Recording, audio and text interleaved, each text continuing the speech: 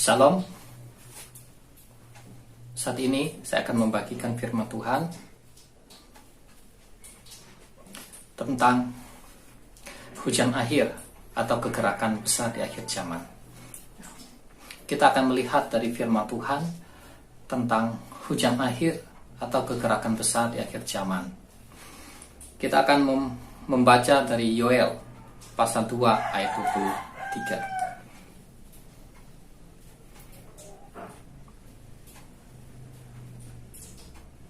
Yoel 2 ayat 23. Hai Bani Sion, bersorak-soraklah dan bersukacitalah karena Tuhan Allahmu, sebab telah diberikannya kepadamu hujan pada awal musim dengan adilnya, dan diturunkannya kepadamu hujan pada awal dan hujan pada akhir musim seperti dahulu. Dalam kitab Yoel dikatakan bahwa Tuhan akan memberikan hujan awal dan hujan akhir, ya. Jadi dari kata-kata ini ada hujan awal dan hujan akhir, ya. Jadi ada hujan awal dan hujan akhir, ya. Kemudian kita akan melihat di Yakobus pasal 5 ayat 7.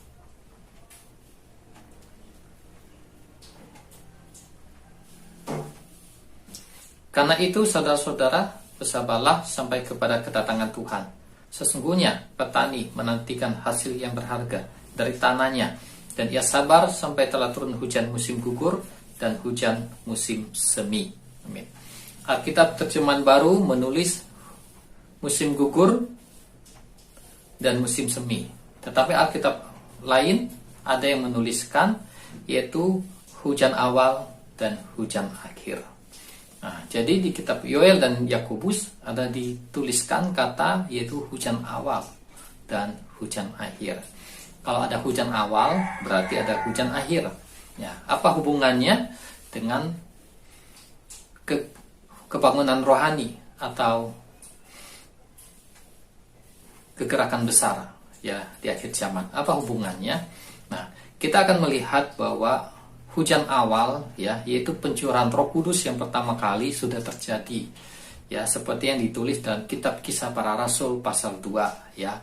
Pada hari Pentakosta, Roh Kudus, ya, dicurahkan kepada murid-murid Yesus, kepada orang-orang percaya di Yerusalem. Nah, jadi pencurahan Roh Kudus pertama kali sudah terjadi, sudah dicurahkan, ya, seperti yang dinubuatkan dalam kitab Yoel, yaitu bahwa pada hari-hari terakhir aku akan mencurahkan Rohku, ya, kepada manusia, seperti yang ditulis dalam kitab Yoel, ya. Nah, hal itu digenapi, ya, tertulis di kitab Kisah Para Rasul pasal 2, yaitu pada hari Pentakosta Roh Kudus dicurahkan, ya. Tuhan Yesus mencurahkan Roh Kudus kepada murid-muridnya, kepada orang-orang percaya. Nah, pencurahan Roh Kudus inilah yang disebut dengan hujan awal, ya, karena Roh Kudus dicurahkan, ya, seperti hujan dicurahkan, tercurah, ya. Nah, jadi sejak pencurahan Roh Kudus, ya, pertama kali di Yerusalem, ya, Roh Kudus sudah tercurah, ya, Roh Kudus sudah hadir di dunia ini. Nah, kita melihat dari firman Tuhan di kitab Yoel dan kitab Yakobus tadi bahwa ada hujan awal dan hujan akhir. Nah, berarti ada pencurahan Roh Kudus yang terakhir, ya. Pencurahan Roh Kudus yang pertama kali, hujan awal, sudah terjadi di Yerusalem. Nah, berarti ada pencurahan Roh Kudus yang terakhir kali, yaitu di akhir zaman yang disebut dengan hujan akhir. Nah, jadi hujan akhir, ya, atau pencurahan Roh Kudus yang terakhir di akhir zaman, atau yang disebut dengan kegerakan besar, atau yang disebut dengan kebangunan rohani besar. Nah, berarti, ya, kebangunan rohani besar itu ada dan akan terjadi di akhir zaman, ya. Kebangunan rohani, kegerakan besar, hujan akhir akan terjadi di akhir zaman seperti yang ditulis oleh Alkitab, ya. Nah, kita akan melihat lagi dari Daniel 9 ayat 27.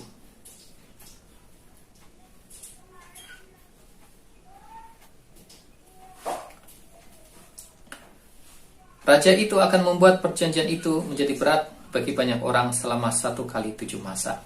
pada pertengahan 7 masa itu ia akan menghentikan korban sembelihan dan korban santapan, dan di atas sayap kekejian akan datang yang membinasakan, sampai pemusnahan yang telah ditetapkan menimpa yang membinasakan itu. Amin. Nah, ini berbicara tentang, di sini dikatakan 1 kali 7 masa, ya. 1 kali 7 masa adalah 1 kali 7 tahun. 1 kali 7 tahun adalah 7 tahun. Nah, inilah yang disebut masa kesusahan, ya, selama 7 tahun. Ya. Nah, masa kesusahan 7 tahun ini adalah di masa akhir zaman, ya. Nah, pada masa di mana antikris akan muncul menyatakan dirinya di dunia. Nah, dalam yang kita baca tadi adalah kitab terjemahan baru. Dalam Alkitab terjemahan lama ada ditulis demikian, ya. Maka pada sabat satu itu akan dinyatakan perjanjian itu kepada beberapa orang dengan kemuliaannya, dan setengah sabat itu akan memperhentikan korban sembelihan dan persembahan makanan, dan di atas bumbungan Ka'bah akan terdiri alamat kerusakan yang haram sampai semuanya sudah ditumpas, dan suatu kerusakan yang tiada terbaiki lagi itu sudah dicurahkan kepada si pembinasa itu. Amin. Nah, Alkitab terjemahan lama dikatakan bahwa, ya, setengah sabat itu, artinya setengah dari 7 tahun itu akan dinyatakan dengan kemuliaan. Nah, jadi dari 7 tahun setengahnya adalah 3,5 tahun. Nah, di 3,5 tahun yang pertama itu dikatakan akan dinyatakan kemuliaan. Jadi kemuliaan ini adalah hujan akhir atau kegerakan besar, ya, di akhir zaman. Ya, dinyatakan dengan kemuliaannya. Artinya kemuliaan bukan kemuliaan buat dunia, nah, tapi adalah kemuliaan buat gereja Tuhan, ya, buat orang-orang percaya, buat gereja Tuhan, buat tubuh Kristus. Nah, itu yang disebut dengan hujan akhir, kegerakan besar, ya, atau kebangunan rohani di akhir zaman, ya. Nah, itu 3,5 tahun. Dan dikatakan lagi bagian yang lain dari 3,5 tahun itu adalah untuk si pembinasa, adalah untuk antikris. Nah, jadi antikris waktunya di sini adalah 3,5 tahun, ya. 3,5 tahun adalah waktu untuk gereja Tuhan, dan tinggal 3,5 tahun untuk antikris, ya. Jadi dari 7 tahun ini 3,5 tahun untuk gereja Tuhan, yaitu kemuliaan, dan 3,5 tahun untuk antikris, ya, antikris berkuasa di dunia. Nah, jadi pada akhir zaman, ya, akan terjadi pencurahan Roh Kudus yang besar, ya, akan terjadi kegerakan besar. Kita akan melihat di dalam Yeskiel pasal 37.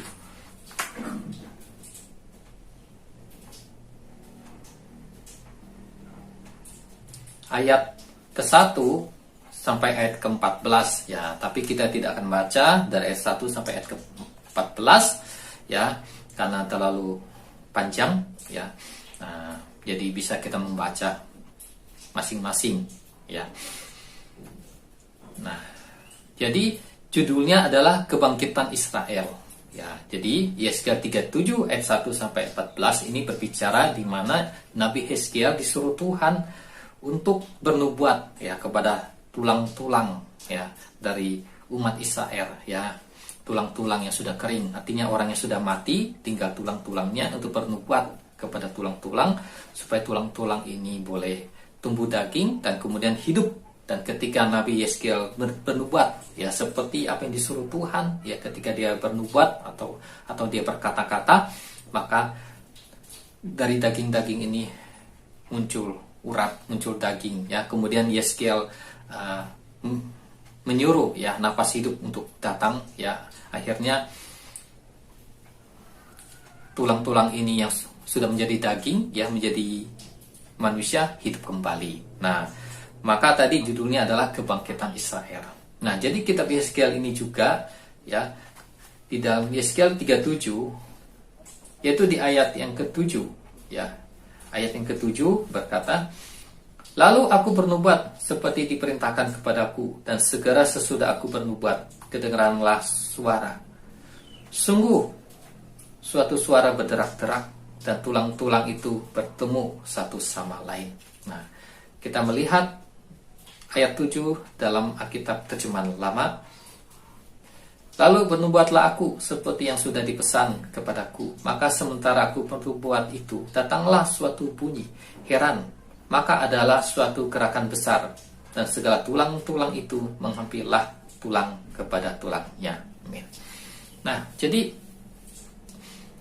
artinya dari kejadian ini adalah bahwa ada suatu pemulihan ya dari umat Israel yang sudah mati. Tuhan sanggup menghidupkannya kembali. Artinya ada pemulihan ya.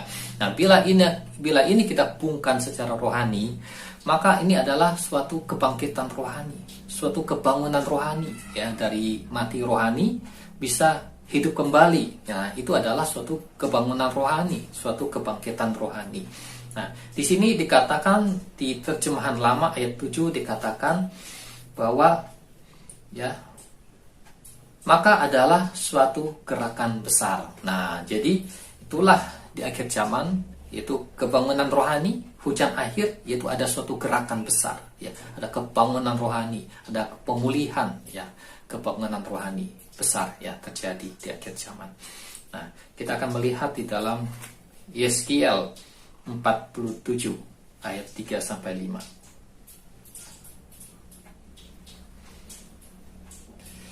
Sedang orang itu pergi ke arah timur dan memegang tali pengukur di tangannya. Ia mengukur 1000 hasta dan menyuruh aku masuk ke dalam air itu, maka dalamnya sampai di pergelangan kaki. Ia mengukur 1000 hasta lagi dan menyuruh aku masuk sekali lagi dalam air itu. Sekarang sudah sampai di lutut. Kemudian ia mengukur 1000 hasta lagi dan menyuruh aku ketiga kalinya masuk ke dalam air itu. Sekarang sudah sampai di pinggang. Sekali lagi ia mengukur 1000 hasta lagi. Sekarang air itu sudah menjadi sungai, di mana aku tidak dapat berjalan lagi. Sebab air itu sudah meninggi, sehingga orang dapat berenang. Suatu sungai yang tidak dapat diseberangi lagi. Amin. Nah, di sini kita membaca dari kitab Yeskiel pasal 47 di Alkitab terjemahan baru ditulis sungai yang keluar dari bait suci. Nah, jadi di bait suci ya ada keluar sungai ya.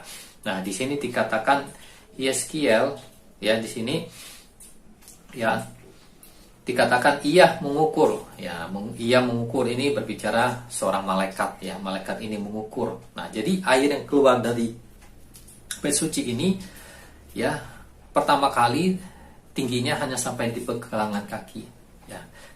Yang kedua kalinya diukur sampai ke lutut. Yang ketiga kali diukur sampai ke pinggang ya airnya. Ya, jadi airnya semakin tinggi ya, semakin besar. Yang keempat kali airnya sudah menjadi sungai yang besar ya. Jadi airnya semakin naik sampai menjadi besar. Nah, demikianlah bahwa di hujan akhir ya dikatakan tadi selama 3,5 tahun hujan akhir itu atau kegerakan besar itu. Nah, kita melihat bahwa ada 4 tahap dari kisah Yeskiel ini, yaitu bahwa airnya pertama sampai di pergelangan kaki, yang kedua sampai ke lutut, yang ketiga sampai ke pinggang, yang keempat sudah menjadi sungai ya. Nah, jadi itu ada 4. Nah, kalau 3,5 tahun kegerakan hujan besar ya berarti tahun pertama, tahun kedua, tahun yang ketiga, dan tahun keempat itu setengah tahun. Nah, bila kita hubungkan dengan kitab Yeskiel tadi, itulah pencurahan Roh Kudus di akhir zaman ya, pada waktu kebangunan rohani. Roh Kudus dicurahkan, digambarkan seperti sampai ke pergelangan kaki. Yang kedua, Roh Kudus dicurahkan, digambarkan sampai ke lutut. Yang ketiga, Roh Kudus dicurahkan ya sampai ke pinggang. Yang keempat ya, Roh Kudus dicurahkan ya seperti air yang besar. Nah, itulah pencurahan Roh Kudus ya di akhir zaman, atau ini disebut hujan akhir, yang kadang disebut dengan pencurahan Roh Kudus double porsi. Artinya Roh Kudus dicurahkan dengan luar biasa, dengan kuasa, dengan kemuliaan dicurahkan. Artinya di akhir zaman akan terjadi lawatan Tuhan yang besar, akan ada kebangunan rohani yang besar, akan ada mujizat Tuhan yang besar, akan ada kebangkitan rohani yang besar, akan ada kebangunan rohani yang besar. Ya, nah, amin. Ya, nah, Kita akan membaca dalam Kisah Para Rasul pasal 3 ayat 21.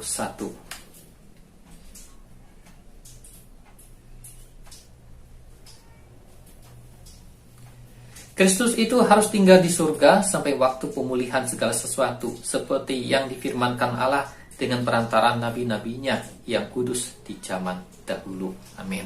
Dikatakan bahwa Yesus Kristus, Tuhan Yesus, ya, harus tinggal di surga sampai waktu pemulihan segala sesuatu.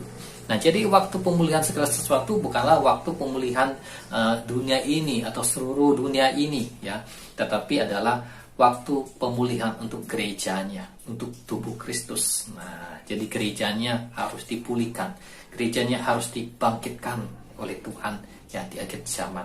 Nah, dalam Alkitab terjemahan lama, ya, Kisah Para Rasul pasal 3 ayat 21, Alkitab terjemahan lama menulis,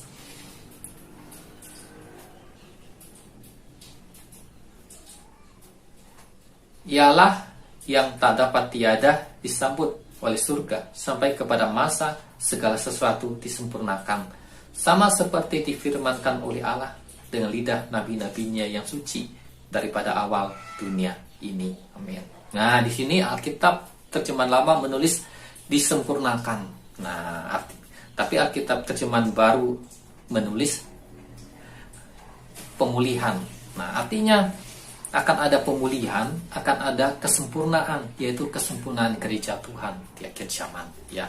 Nah, jadi pada waktu hujan akhir atau kegerakan besar, gereja akan dipulihkan, gereja akan disempurnakan, ya, sehingga menjadi umat yang berkenan kepada Tuhan, sehingga layak untuk menyambut kedatangan Tuhan, sehingga layak untuk menjadi mempelai Tuhan Yesus di akhir zaman, sehingga layak untuk menikah bersama Tuhan Yesus, yaitu menikah dalam arti secara rohani, bukan dalam arti secara jasmani, ya.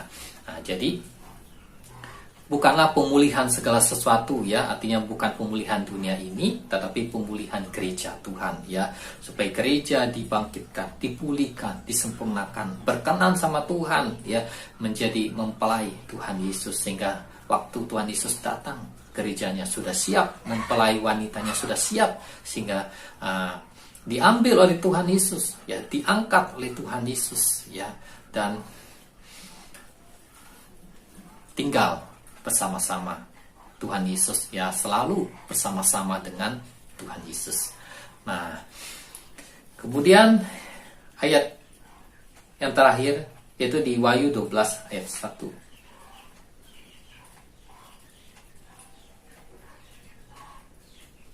Wahyu 12 ayat 1.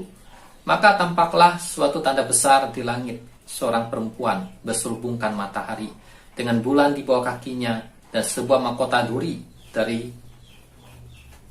dan sebuah mahkota dari 12 bintang di atas kepalanya.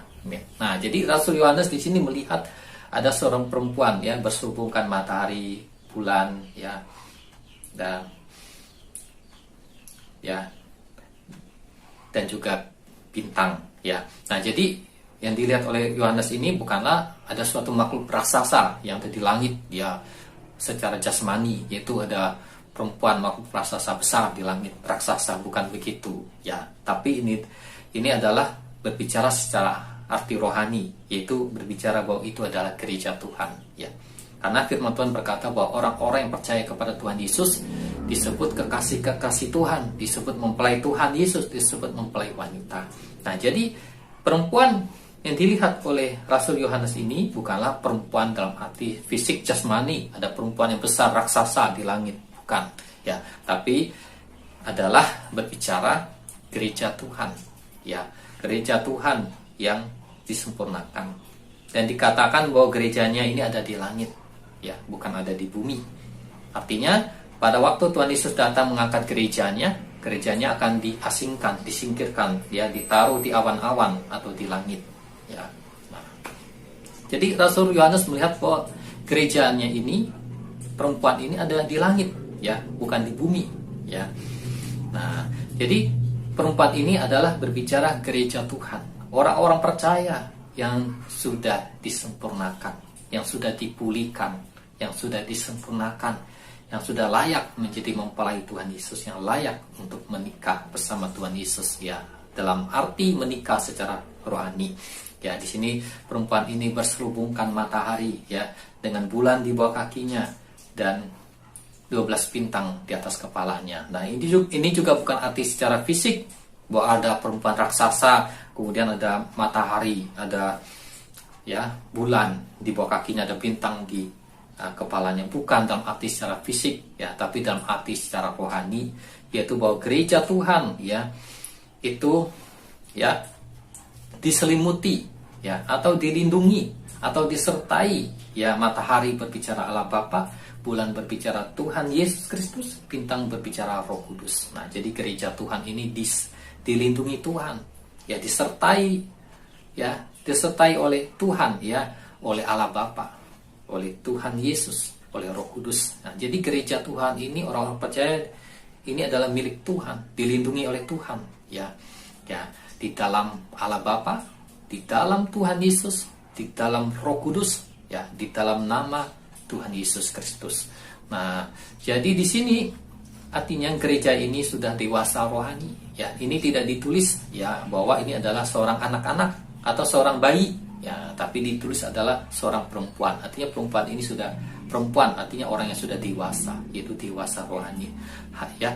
Orang yang bisa menikah dengan Tuhan Yesus, orang yang menjadi mempelai Tuhan Yesus, orang yang diangkat oleh Tuhan Yesus pada akhir zaman adalah orang yang sudah dewasa rohani, dewasa iman, dewasa rohani, ya, yang menghasilkan buah-buah Roh Kudus, yang memancarkan karakter Kristus. Nah, jadi tujuan dari kebangunan rohani atau hujan akhir yaitu supaya gereja dibangkitkan, jiwa-jiwa bertobat diselamatkan, ya, dan gereja dipulihkan, gereja disempurnakan sehingga menjadi mempelai Tuhan Yesus di akhir zaman, ya, dan bisa menikah bersama Tuhan Yesus, menikah dalam arti rohani.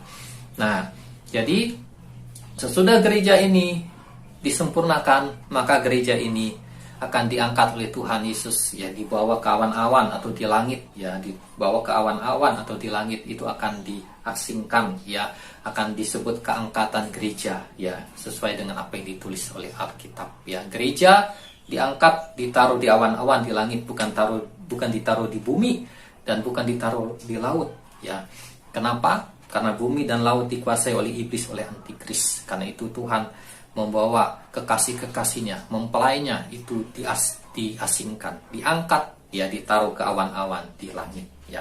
Nah, tetapi bagi gereja Tuhan, bagi umat Tuhan, ya, yang belum memenuhi standar Tuhan, yang belum hidup, belum sampai kepada dewasa rohani, yang belum bisa menjadi mempelai Tuhan Yesus, maka akan berada di bumi, juga akan berada di laut.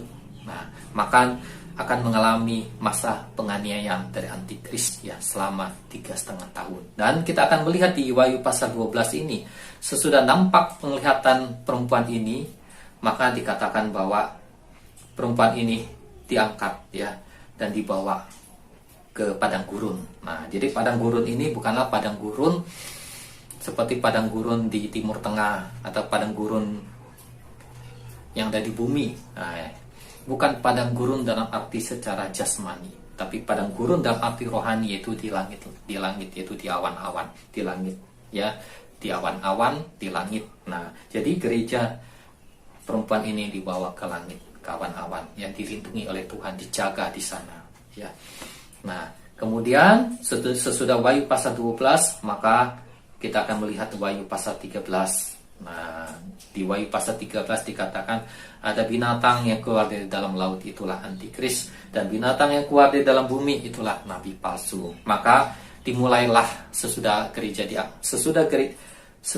sempurna, kemudian gereja diangkat, maka dimulailah zaman antikris. Maka kembali ke Daniel 9 ayat 27, yang 3,5 tahun yang berikutnya adalah untuk si pembinasa keji, itu untuk antikris, ya. Maka antikris akan menganiaya gereja Tuhan, umat Tuhan yang tertinggal di bumi akan dianiaya, dan antikris akan memperlakukan tanda binatang di seluruh dunia, yaitu sistem tanda binatang yang akan ditaruh di dahi dan di tangan kanannya, ya. yaitu di dahi, di kepala, di tangan kanan atau di tangan, ya, itu akan ditaruh, sehingga dengan tandanya ini maka manusia bisa membeli dan bisa menjual, ya. Nah, kalau di tangan artinya berarti di scan kalau pada zaman sekarang. Di dahi juga artinya di scan, ya, untuk bisa membaca yang ada di tubuh, yaitu dengan cara di scan. Nah, itu akan ada pada zaman antikris, ya. Itulah tanda binatang, ya. Tanda binatang ciri atau nampaknya yaitu akan ada di tangan manusia dan akan ada di dahi manusia. Di dahi artinya di kepala, di tangan kanan artinya di tangan. Tandanya adalah di kepala dan di tangan kanan. Terus tandanya yang kedua, tanda yang kedua adalah tandanya ini akan berfungsi, ya. Bisa berfungsi untuk membeli dan menjual, bisa berfungsi untuk transaksi. Nah, untuk dia berfungsi artinya dia, kalau dengan sistem teknologi zaman sekarang itu namanya dia akan di-scan, ya. Di-scan di tangan, di-scan di dahi, di kepala, baru bisa terdeteksi, ya, bisa membeli dan bisa menjual. Nah, tetapi orang yang tidak menerima tanda binatang di tangan kanan dan di dahi, di kepalanya, maka dia tidak akan bisa membeli, tidak akan bisa menjual. Karena kalau di-scan itu di tangannya itu tidak ada alat, ya, tidak ada keterangan, ya. Nah, juga di kepalanya, di dahinya tidak ada alat, tidak ada keterangan, maka dia tidak bisa membeli, dia tidak bisa menjual. Nah, itulah ciri tanda binatang, sangat sederhana, yaitu akan ditaruh, dimasukkan ke dalam tubuh manusia, yaitu di dahi dan di tangan kanan, di tangan. Dan yang kedua, yaitu bahwa tanda binatang ini akan berfungsi, ya, untuk membeli, untuk menjual, untuk bertransaksi. Nah, apapun yang masuk ke tubuh kita, apakah itu di kepala atau di tangan, di dahi atau di tangan kanan, apapun yang masuk ke tubuh kita, apabila itu bisa terjadi transaksi, maka perhatikanlah, ya, karena tanda binatang itu dalam Wahyu pasal 13 dikatakan bahwa tanda binatang itu di tangan kanan, di tangan dan di dahi dan di kepala, itu bisa di-scan, bisa berfungsi untuk membeli dan menjual.